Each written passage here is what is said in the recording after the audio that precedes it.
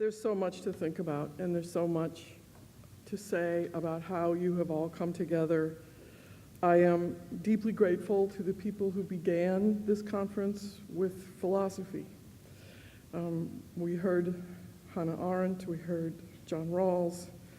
I want to mention Plato. So for a minute, who in the audience works in a university or in the academy, as we say? Just let me see. So Plato recorded the dialogues of Socrates. Socrates spent all of his life, by the way, he described himself as a disabled person. Socrates spent all of his life talking to ordinary people about how they lived their ordinary lives. What were the decisions they made in their life as a citizen, as a leader, as whatever. The academy, of which Plato was a member, made fun of him constantly. He was wasting his time sitting outside of the magic grove, talking with Socrates and recording what Socrates was saying to these ordinary people, when all of the really interesting stuff was happening inside the academy, where all the philosophers were talking to each other. Inside, esoteric. What Socrates did, they said, was exoteric, outside the circle. I just want to point out to you that we have an awful lot of Socrates dialogues, and we have nothing from what was going on inside the academy. Those things have disappeared from the record. It is when the academy is in service of ordinary people and their ordinary lives and how they live their ordinary lives that we do important work in universities.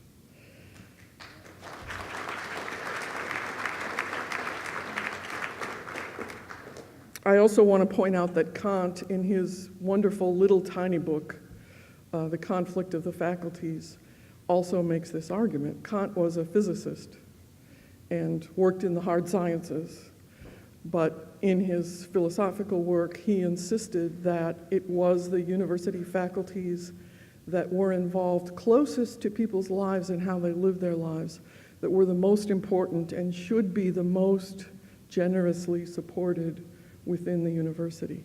I think that we sometimes in this field, the people who work on these issues, allow themselves to be seen as second-class citizens within universities. And perhaps you should go back and read Kant and then go to your dean and say, look at this here.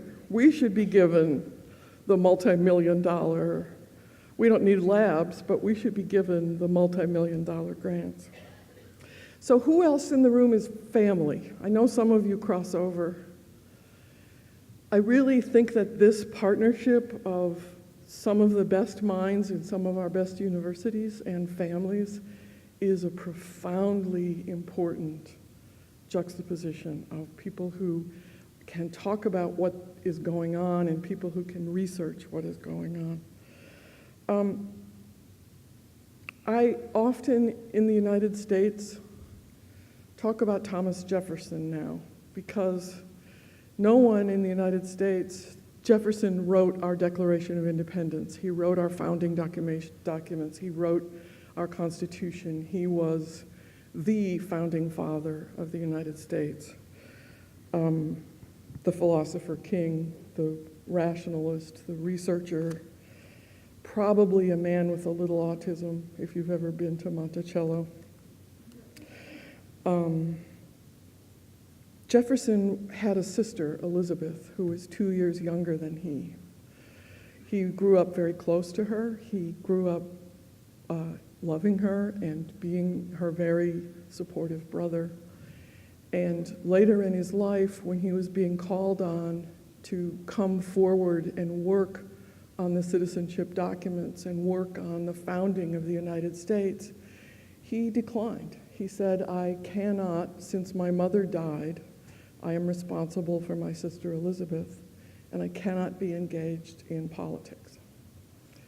In 1774, there was an earthquake at Monticello where they lived, and a storm, and Elizabeth became disoriented and ran out into the storm with her maid and drowned in a river nearby. This was 1774. at which point Jefferson was able to step forward and be engaged in political activity. And in 1776, he wrote the Declaration of Independence, which I probably don't need to remind you says, "We hold these truths to be self-evident, that all people are created equal, endowed by their Creator with certain inalienable rights, and among these are life, liberty, and the pursuit of happiness." He said all people. Well, he said all men, but he meant all people. And I think his experience with his sister Elizabeth informed his knowledge of what all was. And I think the seed for the inclusion that we are trying to accomplish was planted in our Constitution and in our nation at that time. Families, I notice here, everyone is discontented. I notice here there's a tremendous thread of how far we have yet to go, how much we have yet to do, how imperfect our efforts have been. And I want to read you one other thing that Jefferson said, just because I think it's really important. I heard several people mention statements like this in their presentations. "I am not an advocate for frequent changes in laws and constitutions, but laws and institutions must go hand in hand with the progress of the human mind.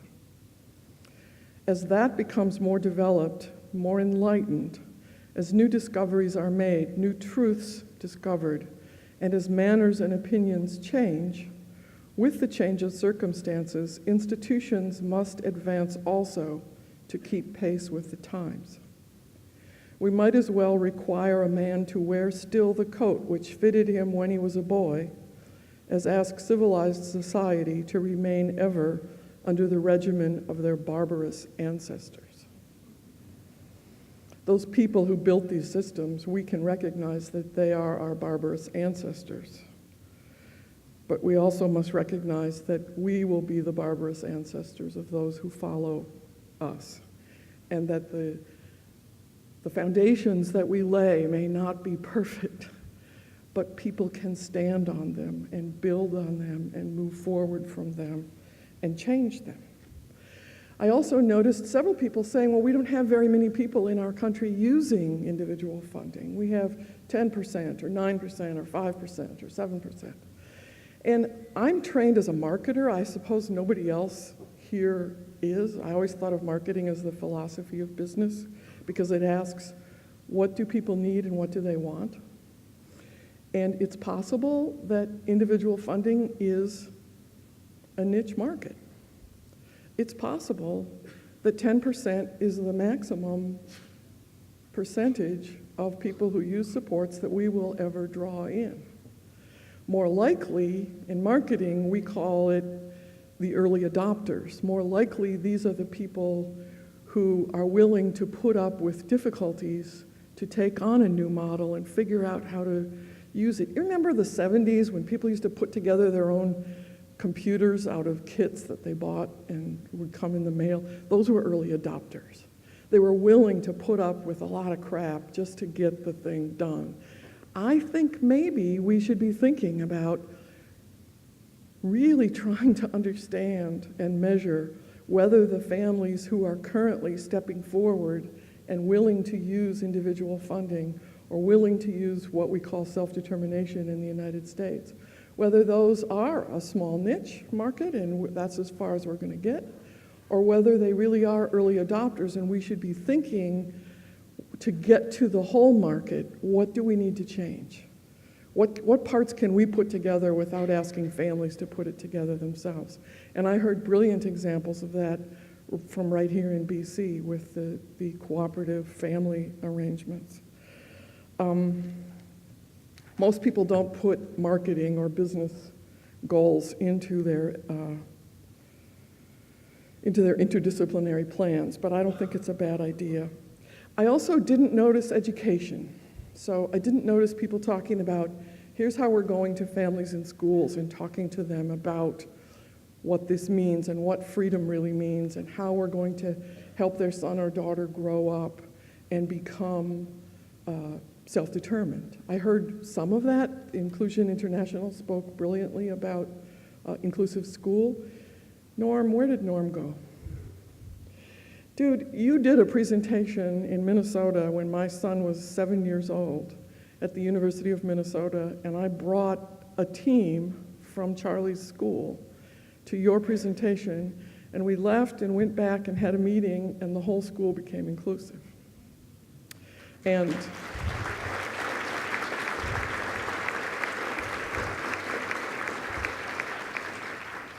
I wanted to thank you for that in front of everybody, because Charlie's inclusion became the purpose of my life, and it became the centerpiece of everything I did. And Charlie died 2 years ago when he was 30 years old. And I cannot begin to tell you, and all of the rest of you who have worked so hard to build these better, more free, more liberating ideas, how important it was for me when he died to know that he had had a life.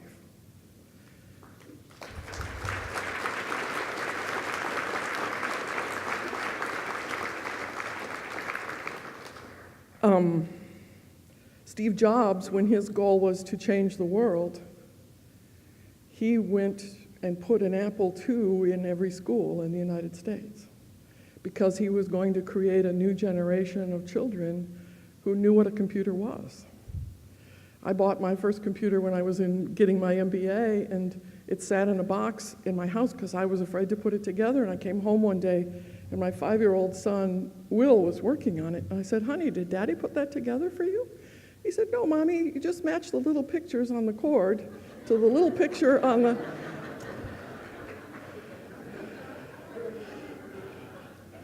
But that was all part of Jobs' plan, right? Change the world by telling people, don't be afraid, you can do it. Don't be afraid to use a computer, you can do it. Don't be afraid to think differently. It's something I think maybe we should tell each other more frequently. Instead of just trading ideas, we should spend more time looking each other in the face and saying, don't be afraid, you can do it. People are relying on you. People are relying on you to the point where their life will have meaning or not. And it's something that we really need to reach out and have the courage to say to people. I believe in my gut, I believe in my heart, I believe in my head that being the family member of a person with a profound disability is a profound experience. I think it expands humanity. I think it creates community. It's not that we want our sons and daughters to be included in community. It's that we actually create community by bringing them there. And I think disability drives citizenship in ways that sometimes we don't talk about. It's not just a question of do we vote or can we participate. Thucydides in the 5th century BC said, in a democracy, we each must be for all.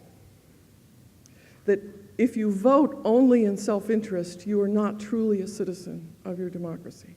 You must vote for the good of all, and that's how you can tell what true citizenship is. Now, I spent a lot of my life thinking about citizenship as what I did with my local political machine, so voting, and now I see it more from a national standpoint. But I really think, it's easy for me to say our goal of self-determination comes from Jefferson's, what he wrote in our Constitution and in our Declaration of Independence. But clearly, being in this room with all of you and clearly listening to the things that you struggle with, this is not a US movement, this is an international movement. It's a global movement. And what we should be thinking about is what are the ways that we can depend on to advance our global citizenship, each of us as a member. So back to my phone. my external brain. Whoops, I'm done, but I'm not quite done. The UN recognizes October 24th as United Nations Day. When each of our nations signed and ratified the Universal Declaration of Human Rights in 1948, we all promised to teach the Universal Declaration everywhere and discuss it everywhere. The Convention on the Rights of People with Disabilities is not new rights. It is an explication of the Universal Declaration as it applies to people with disabilities. So, in honor of that commitment to teach it everywhere and always, I will read you Article 1. All human beings are born free and equal in dignity and rights. They are endowed with reason and conscience and should act towards one another in a spirit of brotherhood. This is the ticket to our global citizenship, and you are doing more than almost anyone in the world to advance that, and I hope that you recognize the power of your citizenship and what you are doing. And thank you for listening to me today.